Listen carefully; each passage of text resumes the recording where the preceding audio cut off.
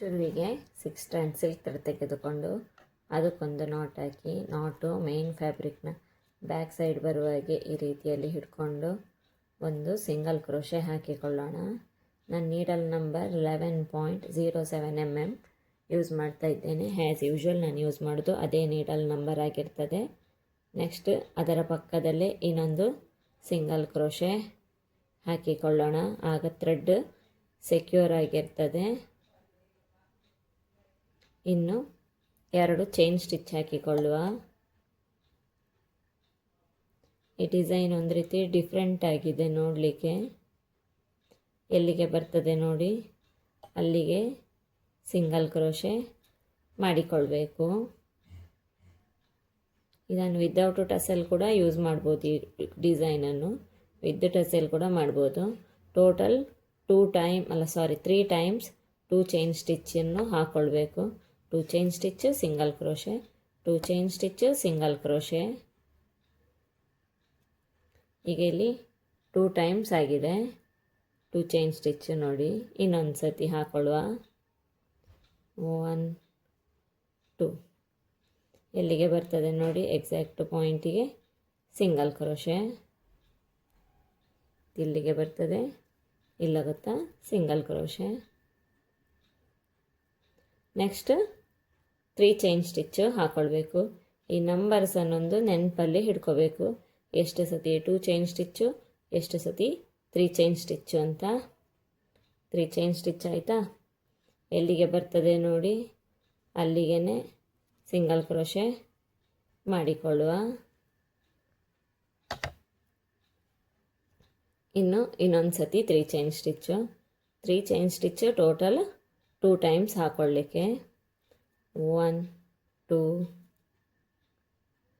3 ಎಲ್ಲಿಗೆ ಬರ್ತದೆ ನೋಡಿ, ಎಕ್ಸಾಕ್ಟ್ ಪಾಯಿಂಟಿಗೆ ಸಿಂಗಲ್ ಕ್ರೋಶೆ ಮಾಡಿಕೊಳ್ಳುವ. ಈ ರೀತಿಯಾಗಿ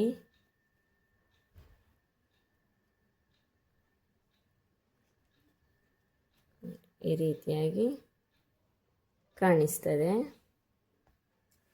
2 chain stitch 3 times, 3 chain stitch 2 times ಆಯಿತಾ.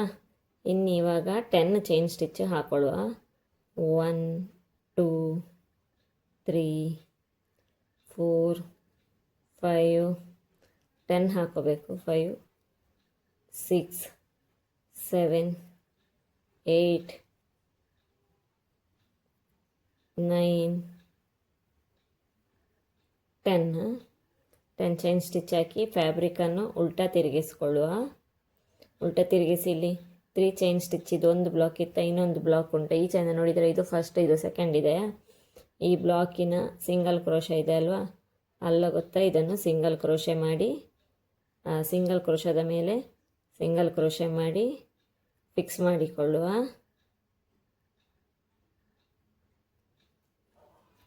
ಈ ರೀತಿಯಾಗಿ ಕಾಣಿಸ್ತದೆ. ಸಿಂಗಲ್ ಕ್ರೋಶದ ಮೇಲೆ ಸಿಂಗಲ್ ಕ್ರೋಶೆ ಮಾಡಿದ್ವಾ.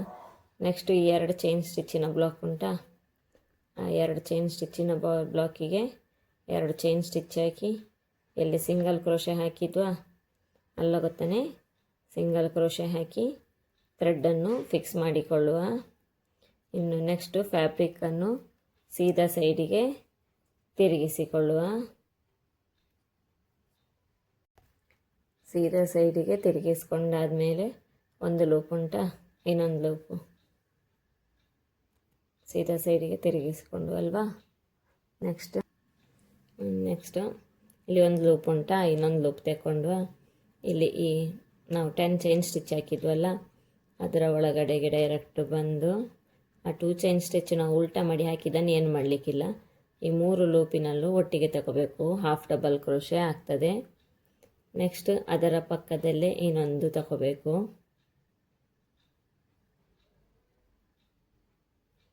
ಇದೇ ರೀತಿ 15 ಹಾಫ್ ಡಬಲ್ ಕ್ರೋಶೆ ಹಾಕ್ಕೊಳ್ಬೇಕು. 2 ಆಯಿತು.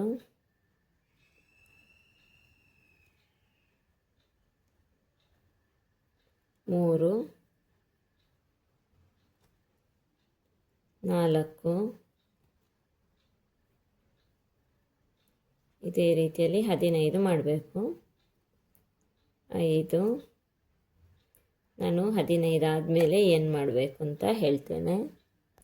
ಇಲ್ಲಿಗೆ 15 ಹಾಫ್ ಡಬಲ್ ಕ್ರೋಶೆ ಆಗಿದೆ. ನೆಕ್ಸ್ಟ್ ಎಲ್ಲಿಗೆ ಬರ್ತದೆ ನೋಡಿ, ಎಕ್ಸಾಕ್ಟ್ ಪಾಯಿಂಟಿಗೆ ಲಾಕ್ ಮಾಡಿಕೊಳ್ಬೇಕು ಸಿಂಗಲ್ ಕ್ರೋಶದಲ್ಲಿ.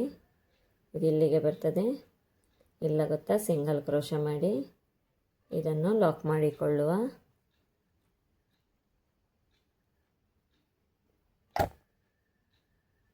ಈ ರೀತಿ ಬಿಟ್ಟೋದ್ರೆ ಇನ್ನೊಂದು ಸತಿ ದಾರ ತೆಗೆದುಕೊಳ್ಬೇಕು. ಫಿಕ್ಸರ್ ಮೇಲೆ ಈ ರೀತಿಯಾಗಿ ಕಾಣಿಸ್ತದೆ. ನೆಕ್ಸ್ಟ್ 4 ಟೈಮ್ಸ್ 2 ಚೈನ್ ಹಾಕೋಬೇಕು. ಫಸ್ಟಿಗೆ ಮಾತ್ರ 3 ಟೈಮ್ಸ್ 2 ಚೈನ್ ಸ್ಟಿಚ್ಚು, ಮತ್ತು ಎಲ್ಲ ಸತಿಯೂ 4 ಟೈಮ್ಸೇ ಹಾಕ್ಕೊಳ್ಳಿಕ್ಕೆ. ಅದೊಂದು ನೆನಪಲ್ಲಿ ಇಟ್ಕೋಬೇಕು. ಫಸ್ಟಿಗೆ ಮಾತ್ರ 2 ಟೈಮ್ಸ್, ಮತ್ತು every time 4 times 2 chain lock. ನಾನು 4 ಟೈಮ್ಸ್ ಹಾಕೋತೀನಿ 2 ಚೈನ್ ಸ್ಟಿಚ್ಚನ್ನು. ನಾನು 4 ಟೈಮ್ಸ್ 2 ಚೈನ್ ಸ್ಟಿಚ್ಚು ಹಾಕ್ಕೊಂಡು ಲಾಕ್ ಮಾಡಿದ್ದೀನಿ. 1 2 3 4 ಆಯಿತಾ. ಇನ್ನು ನೆಕ್ಸ್ಟ್ 3 ಚೈನ್ ಸ್ಟಿಚ್ಚು, ಅದು 2 ಟೈಮ್ಸೇ, ಅದರಲ್ಲಿ ಏನೂ ಚೇಂಜಸ್ ಇಲ್ಲ. 3 ಚೈನ್ ಸ್ಟಿಚ್ ಸಿಂಗಲ್ ಕ್ರೋಶೆ, ಇದು ಫಸ್ಟ್ ಟೈಮು. ಇನ್ನೊಂದು ಸತಿ ಟೋಟಲ್ 2 ಟೈಮ್ಸ್ ಮಾಡಿಕೊಳ್ಬೇಕು. 2 times 3 chain stitch, 4 times 2 chain stitch ಆಗಿದೆ. ಇನ್ನು ನೆಕ್ಸ್ಟ್ 10 ಚೈನ್ ಸ್ಟಿಚ್ ಹಾಕಿ ಫ್ಯಾಬ್ರಿಕನ್ನು ಉಲ್ಟಾ ಟರ್ನ್ ಮಾಡಿ ಲಾಕ್ ಮಾಡಲಿಕ್ಕೆ ನಾನು ಆ 10 ಚೈನ್ ಸ್ಟಿಚ್ಚನ್ನು ಹಾಕ್ಕೊಳ್ತೀನಿ. 10 ಚೈನ್ ಸ್ಟಿಚ್ ಆಗಿದೆ. ಇಲ್ಲಿ 3 ಚೈನ್ ಸ್ಟಿಚ್, ಇದು ಫಸ್ಟ್ ಬ್ಲಾಕ್ ಆದರೆ ಇದು ಸೆಕೆಂಡ್ ಬ್ಲಾಕ್ ಅಲ್ಲ. ಇಲ್ಲಿ ಸಿಂಗಲ್ ಕ್ರೋಶೆ ಮಾಡಿದ್ವಲ್ಲ, ಆ ಸಿಂಗಲ್ ಕ್ರೋಶದ ಮೇಲೆ ಸಿಂಗಲ್ ಕ್ರೋಶೆ ಮಾಡಿ ಈ ಥ್ರೆಡ್ಡನ್ನು ಈ 10 ಚೈನ್ ಸ್ಟಿಚ್ಚನ್ನು ಫಿಕ್ಸ್ ಮಾಡಿಕೊಳ್ಳುವ ಈ ರೀತಿಯಲ್ಲಿ. ನೆಕ್ಸ್ಟ್ 2 ಚೈನ್ ಸ್ಟಿಚ್ಚಿಗೆ ಲಾಕ್ ಹಾಕಿ ಫ್ಯಾಬ್ರಿಕನ್ನು ಸೀದಾ ಟರ್ನ್ ಮಾಡಬೇಕು. ಫ್ಯಾಬ್ರಿಕನ್ನು ಸೀದಾ ಟರ್ನ್ ಮಾಡಿ ಈ ಲೂಪಿನೊಳಗೆ 15 ಹಾಫ್ ಡಬಲ್ ಕ್ರೋಶೆ ಹಾಕ್ಕೊಳ್ಬೇಕು. ನಾನು ಹಾಕ್ಕೊಂಡು ಹೋಗ್ತೀನಿ. ನಾನಿಲ್ಲಿ ಆರ್ಚೆಲ್ಲ ಮಾಡಾಗಿದೆ. ಹಾಫ್ ಡಬಲ್ ಕ್ರೋಶೆ ಹಾಕಿ ಮತ್ತು ಲಾಸ್ಟಲ್ಲಿ ಮಾತ್ರ 2 ಚೈನ್ ಸ್ಟಿಚ್ ಹಾಕಲಿಕ್ಕೆ 2 ಟೈಮ್ಸು. ಸ್ಟಾರ್ಟಿಂಗಲ್ಲಿ 2 ಚೈನ್ ಸ್ಟಿಚ್ಚು 3 ಟೈಮ್ಸು, ಮತ್ತು every time 2 chain stitch 4 times, ಲಾಸ್ಟಲ್ಲಿ 2 ಟೈಮ್ಸ್. ಇನ್ನು 1 ಅಥವಾ 2 ಚೈನ್ ಸ್ಟಿಚ್ ಹಾಕಿ ಈ ಥ್ರೆಡ್ಡನ್ನು ಟ್ರಿಮ್ ಮಾಡಿಕೊಂಡು ಇನ್ನೊಂದು ಕಲರ್ ಥ್ರೆಡ್ನಿಂದ ವರ್ಕ್ ಸ್ಟಾರ್ಟ್ ಮಾಡೋಣ. ಇಲ್ಲಿ 2 ಟೈಮ್ಸ್ ನಾವು ಸ್ಟಾರ್ಟಿಂಗಲ್ಲಿ ಸಿಂಗಲ್ ಕ್ರೋಶೆ ಹಾಕಿದ್ವಲ್ಲ, ಆ ಗ್ಯಾಪಿನಿಂದ ಹೋಗಿ ಈ ಥ್ರೆಡ್ಡನ್ನು ಇನ್ನೊಂದು ಕಲರ್ ಥ್ರೆಡ್ 6 ಸ್ಟ್ಯಾಂಡ್ಸನ್ನು ಫಿಕ್ಸ್ ಮಾಡಿಕೊಳ್ಳುವ. ನೆಕ್ಸ್ಟ್ ಇಲ್ಲಿ 2 ಚೈನಿಗೆ 2 ಚೈನ್ ಸ್ಟಿಚ್ ಹಾಕುವ. ಇದು ಕುಚ್ಚು ಕಟ್ಟಲಿಕ್ಕೆ ಫಸ್ಟ್ ಇದು ಬೇಸಿದ್ದು 2 ಚೈನ್ ಇದು ಸಿಂಗಲ್ ಕ್ರೋಶೆ ಇದೆ ಅಲ್ವಾ, ಅದರ ಮೇಲೇ ಈ 2 ಚೈನ್ ಸ್ಟಿಚ್ಚನ್ನು ಕೂಡ ಫಿಕ್ಸ್ ಮಾಡಲಿಕ್ಕೆ ನೋಡಿ ಈ ರೀತಿಯಾಗಿ.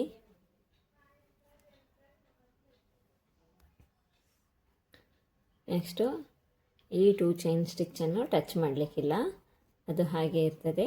ಸೂಜಿ ಮೇಲೆ ಒಂದು ಲೂಪ್ ಇತ್ತಾ, ಇನ್ನೊಂದು ಲೂಪ್ ತೆಗೆದುಕೊಂಡೆ. ಇಲ್ಲಿ ಹಾಫ್ ಡಬಲ್ ಕ್ರೋಶೆ ಇದು ಫಸ್ಟ್ ಇದ್ದ ಆರ್ಚ್ ಇದೆ ಅಲ್ವಾ, ಅದರೊಳಗೆ ಹೋಗಿ ಇನ್ನೊಂದು ಸತಿ ಹಾಫ್ ಡಬಲ್ ಕ್ರೋಶವೇ ಮಾಡಿಕೊಳ್ಳಿಕ್ಕೆ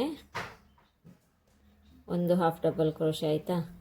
ಇನ್ನು ನೆಕ್ಸ್ಟು ಅದರ ಪಕ್ಕದಲ್ಲೇ ನೆಕ್ಸ್ಟಿನ ಗ್ಯಾಪಿನದು ನೆಕ್ಸ್ಟ್ ಹಾಫ್ ಡಬಲ್ ಕ್ರೋಶದ ಗ್ಯಾಪಲ್ಲಿ ಇನ್ನೊಂದು ಹಾಫ್ ಡಬಲ್ ಕ್ರೋಶೆ ಮಾಡಿಕೊಳ್ಳುವ. ಇದು ಫಸ್ಟ್ ಇದ್ದಾಯಿತಾ, ಇದು ಸೆಕೆಂಡ್ ಒನ್. 3 ಲೂಪಲ್ಲೂ ಒಟ್ಟಿಗೆ ಹೊರಗೆ ತೆಗೆದ್ರೆ ಆಯಿತು. 2 ಟೈಮ್ಸ್ ಹಾಫ್ ಡಬಲ್ ಕ್ರೋಶೆ ಆದಮೇಲೆ 3 ಚೈನ್ ಸ್ಟಿಚ್ ಹಾಕುವ. 1 2 3 ಚೈನ್ ಸ್ಟಿಚ್ ಹಾಕಿ ಈ 2 ಹಾಫ್ ಡಬಲ್ ಕ್ರೋಶೆ ಇದೆಯಲ್ಲ, ಯಾವತ್ತು ನಾವು ಇದರ ಮಿಡಲಲ್ಲಿ ಹಾಕ್ತೀವಿ, ಆದರೆ ಇವತ್ತೇನಿಲ್ಲ, ಈ 2 ಒಟ್ಟಿಗೆ ಮಾಡಿ ಕವರ್ ಆಗುವ ಹಾಗೆ ಒಂದು ಪೀಕಾಟ್ ಅಥವಾ ಸ್ಲಿಪ್ ನಾಟು ಹಾಕ್ಕೊಳ್ಳಿಕ್ಕೆ, ಪೀಕೋ ಸ್ಟಿಚ್ ಅಥವಾ ಸ್ಲಿಪ್ ನಾಟು ಹಾಕ್ಕೊಳ್ಳಿಕ್ಕೆ ನೋಡಿ. ಇದಾದಮೇಲೆ 2 ಒಂದೇ ರೀತಿಯಲ್ಲಿ, 2 ಬೇರೆ ಬೇರೆ ಅಂತ ಅನಿಸೋದೇ ಇಲ್ಲ. ಹಾಫ್ ಡಬಲ್ ಕ್ರೋಶೆ 2 ಒಟ್ಟಿಗೆ ಇದೆ ಅಂತ ಅನ್ನಿಸ್ತದೆ. ನೆಕ್ಸ್ಟು ಇನ್ನೊಂದು ಗ್ಯಾಪಿನಲ್ಲಿ ಹೋಗಿ ಒಂದು ಹಾಫ್ ಡಬಲ್ ಕ್ರೋಶೆ ಮಾಡಿಕೊಳ್ಬೇಕು.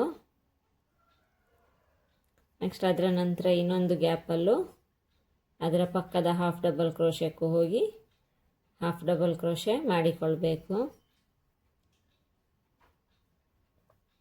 ಇನ್ನು 3 ಚೈನ್ ಸ್ಟಿಚ್ ಹಾಕಿ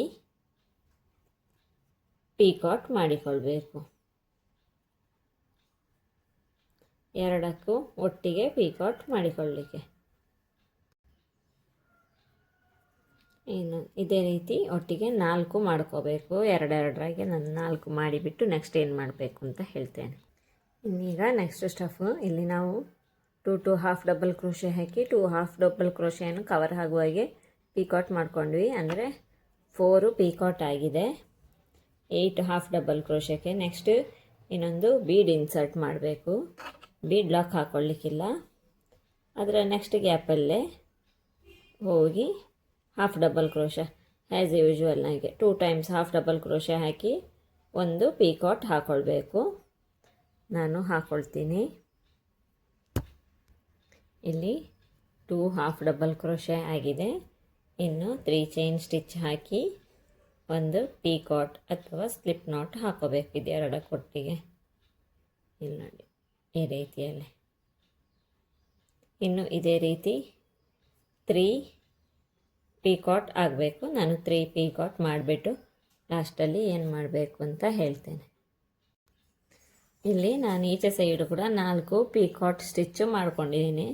ಆರ್ಚಿನ ಸ್ಟಾರ್ಟಿಂಗ್ ಲಾಸ್ಟಿನ ಸ್ಟೆಪ್ಪು ತನಕವು. ಇನ್ನು ನೆಕ್ಸ್ಟ್ ಇದು ಎಲ್ಲಿಗೆ ಬರ್ತದೆ ಅಂದರೆ ಈ ನಾವು 2 ಚೈನ್ ಸ್ಟಿಚ್ ಹಾಕಿ ಸಿಂಗಲ್ ಕ್ರೋಶೆ ಹಾಕಿದ್ವಲ್ಲ ಅಲ್ಲಿಗೆ ಬರ್ತದೆ. ಅಲ್ಲ ಗೊತ್ತಾ, ಸಿಂಗಲ್ ಕ್ರೋಶೆ ಮಾಡಿ ಆ ವರ್ಕನ್ನು ಫಿಕ್ಸ್ ಮಾಡಿಕೊಳ್ಳುವ. ಈ ರೀತಿಯಾಗಿ ನೋಡಿ, ಆರ್ಚ್ ಫಿಕ್ಸ್ ಆದಮೇಲೆ ಈ ರೀತಿಯಾಗಿ ಕಾಣಿಸ್ತದೆ. ಇನ್ನು ನೆಕ್ಸ್ಟ್ 2 ಚೈನ್ ಸ್ಟಿಚ್ಚಿನ ಮೇಲೆ 2 ಚೈನ್ ಸ್ಟಿಚ್ ಹಾಕ್ಕೊಳ್ಳಿಕ್ಕೆ, ಇದು ಕುಚ್ಚು ಕಟ್ಟಲಿಕ್ಕೆ. ನೆಕ್ಸ್ಟ್ ಸೇಮ್ ಇದೇ ರೀತಿಯಲ್ಲಿ ವರ್ಕ್ ಕಂಟಿನ್ಯೂ ಮಾಡ್ತಾ ಹೋಗಲಿಕ್ಕೆ. ನಾನು ಎಂಡಲ್ಲಿ ತೋರಿಸ್ತೀನಿ ವರ್ಕಿನ ಫೈನಲ್ ಲುಕ್.